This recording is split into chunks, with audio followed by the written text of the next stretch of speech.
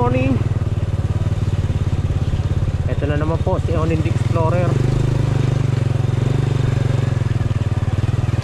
ang napakalayas na vlogger. Basta ang sulok-sulok doon nagsusuot.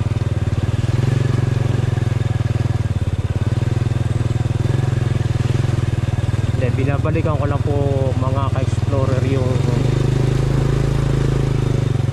lugar na minsan nanirahan kami way back 1980s po, mga 1983, 82 yun. Hindi pa ako nag-aaral, talagang wala pang muwang sa mundo, pero meron na akong ano nun.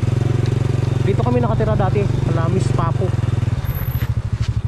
Yung lupa na yan, Kalamis Papo yan. Yan kami dati tumira. Siguro mga ano lang, isang taon lang siguro kami nanirahan. Umalis na rin kami.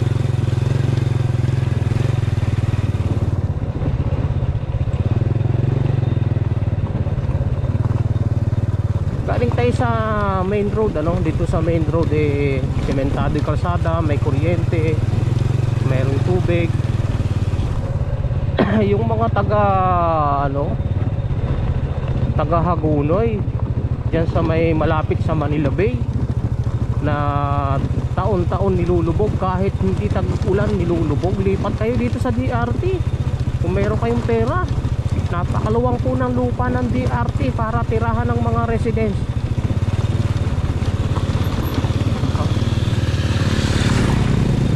Napakalawak po ng lugar ng DRT.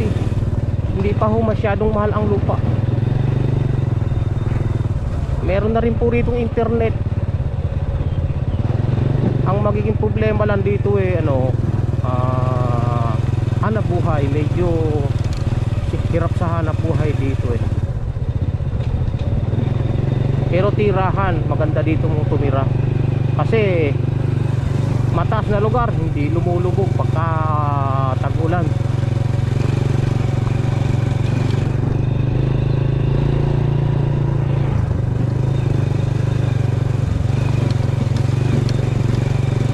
Nanirahan na rin po kami dito ng ilang taon sa DRT.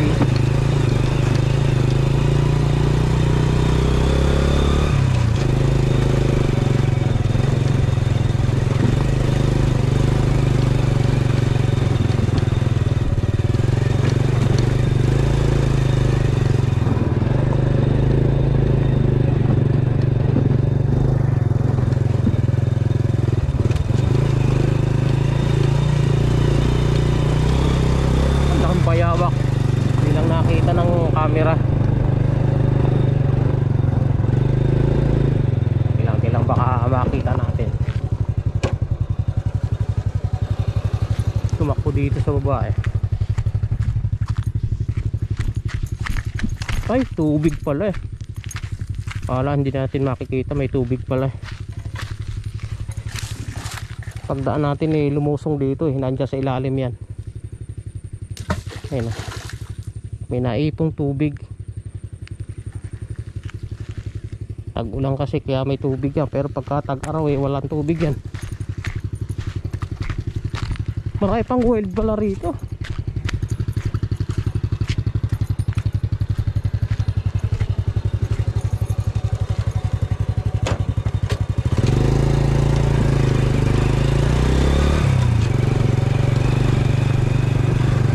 Magara lupa dito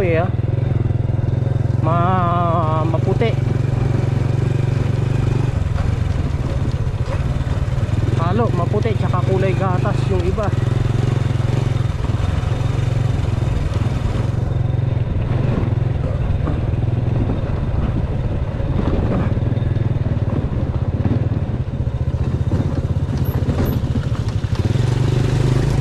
May magandang view dito Kitang kita yung bayan.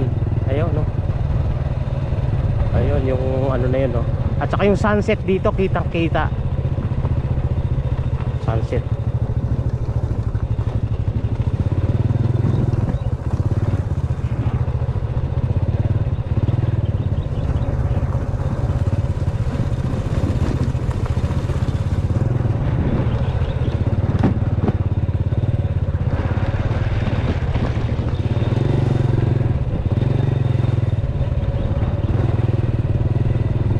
Isang gumala kami rito ng mga sister ko eh.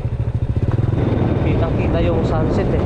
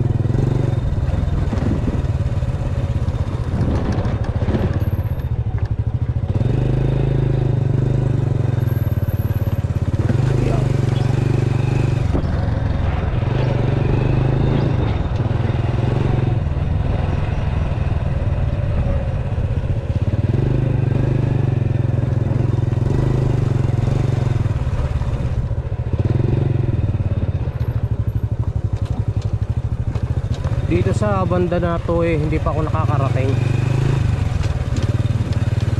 Huwag ko lang kung may mga nakatirang residente dito.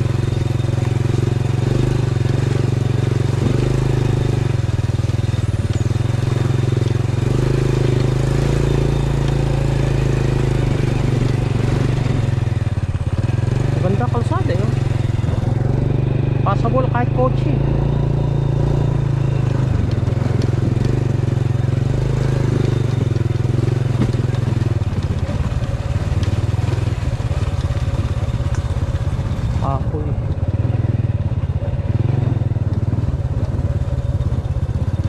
Lusot-lusutan na pala ng kalsada to eh. At may bakod, means ano na to, private na to. May bakod eh, binabalang yung bakod.